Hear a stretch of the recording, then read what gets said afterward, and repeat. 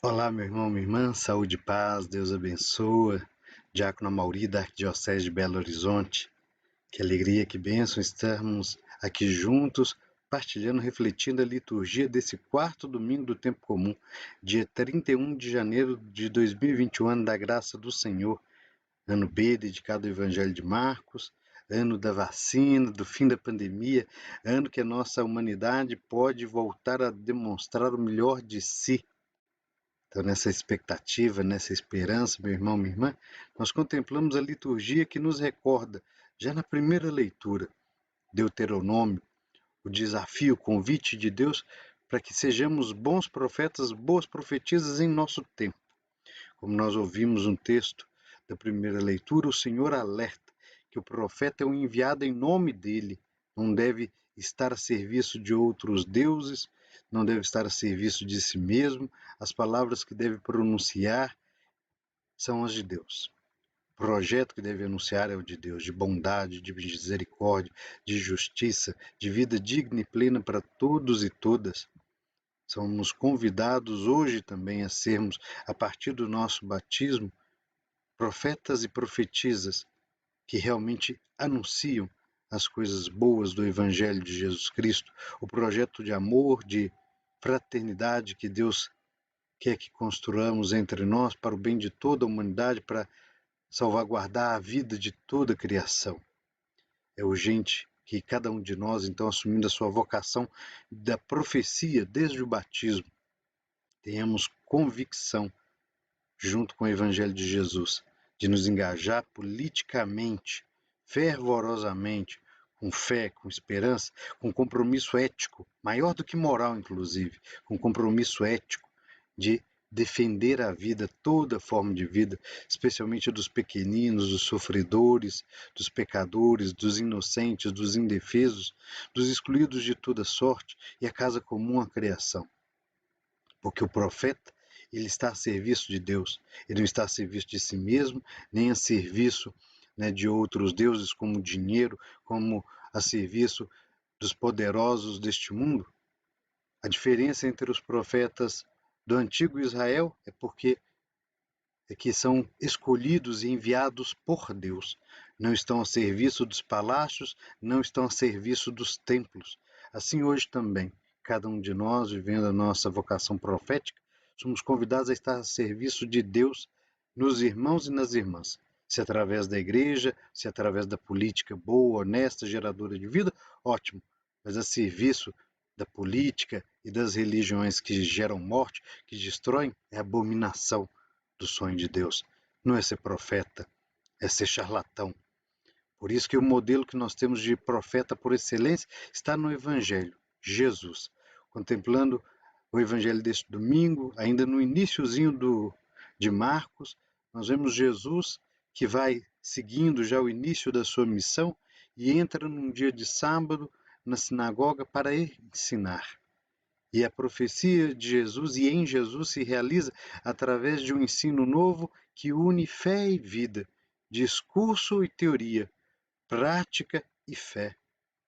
A vida de Jesus é integral. O que ele fala, ele vive, ele faz.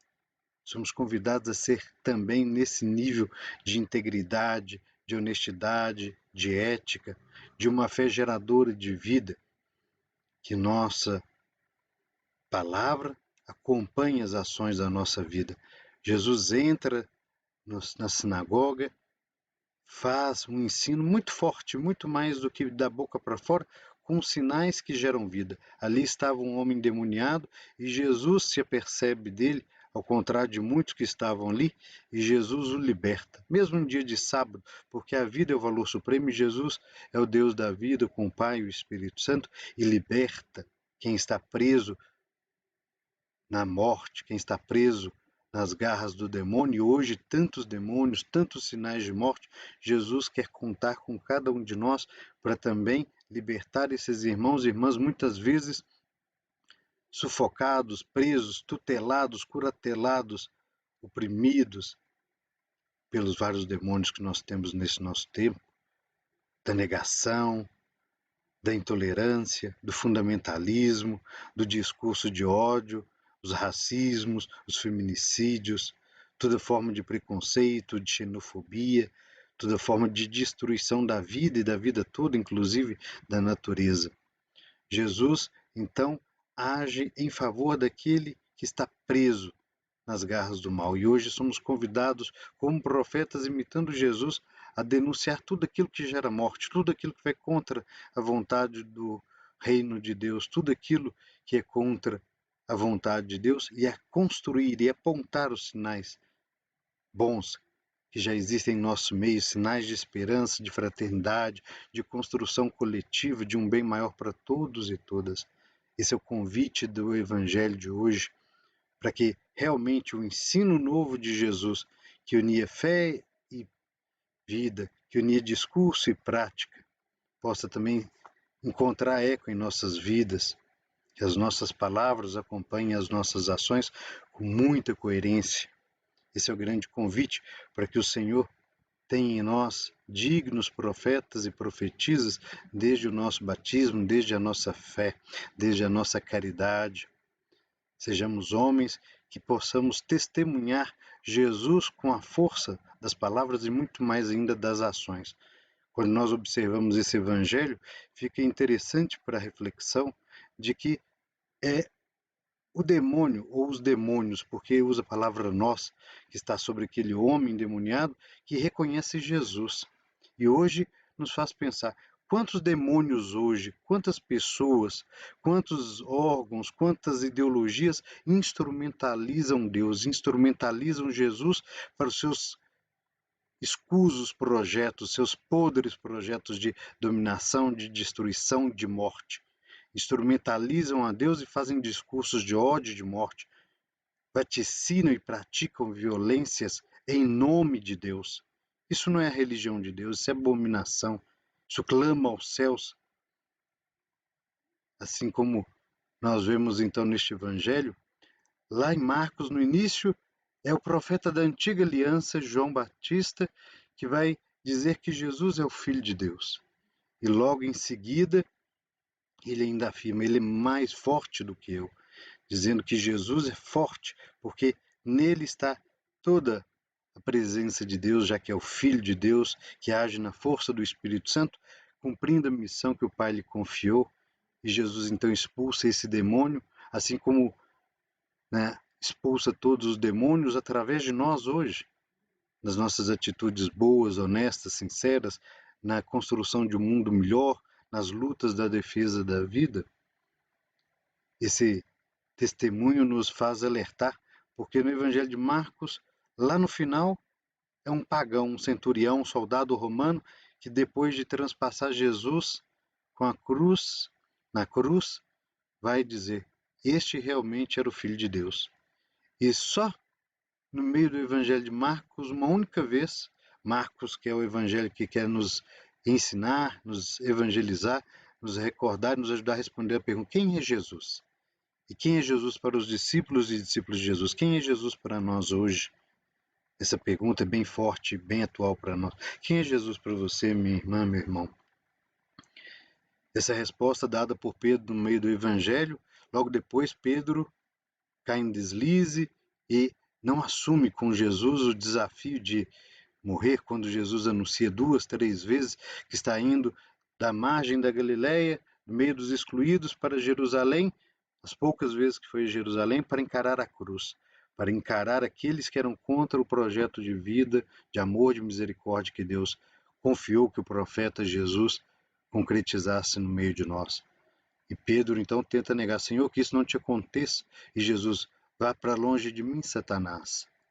Interessante pensar que quantas vezes nós também hoje agimos como Pedro, homens e mulheres de fé que se dizem discípulos, não realmente conhecemos Jesus. E é o antigo profeta da antiga aliança? É o centurião pagão? Ou são os demônios que vão nos dizer que Jesus é aquele forte de Deus, o profeta forte de Deus, o campeão de Deus, que está no meio de nós, nos instigando a viver o projeto de Deus, e nós não nos reconhecemos em Jesus ou não conhecemos Jesus realmente? O desafio, o convite para que possamos crescer na fé não só intelectual de Jesus, mas na fé do coração e das ações, não só nas palavras, mas nas atitudes seja o nosso seguimento a Jesus. De tal forma que quando contemplarmos a segunda leitura, nós possamos compreender o alerta de Paulo à comunidade de Corinto. Corinto era uma comunidade muito problemática, cheia de dúvidas, e depois de evangelizada pelo apóstolo dos gentios, pelo apóstolo dos pagãos, a comunidade ainda tinha aquelas dúvidas. Será que Jesus virá agora? Então nós temos que nos guardar para a vinda de Jesus gloriosa, e achavam que logo depois Jesus viria e seria o fim do mundo. E Paulo alerta que não, ninguém sabe, nem o próprio Jesus sabe. Jesus deixa claro no Evangelho, só o Pai é dado saber quando será a hora que virá para o juízo final glorioso.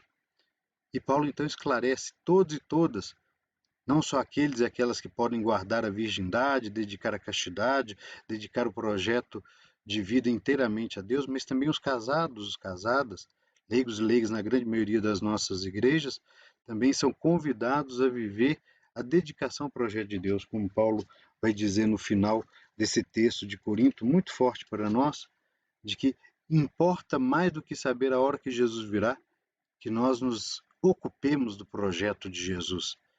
Porque hoje, batizados e batizadas, nós devemos ser o próprio Cristo para o nosso tempo tão chagado, tão sofrido. E a função do profeta é isso, é denunciar as chagas, apontar as chagas, curar as chagas do nosso tempo, para que cicatrizadas, para que curada, para que passada a dor, possamos voltar a viver a dignidade da vida plena como Deus a quis e a quer.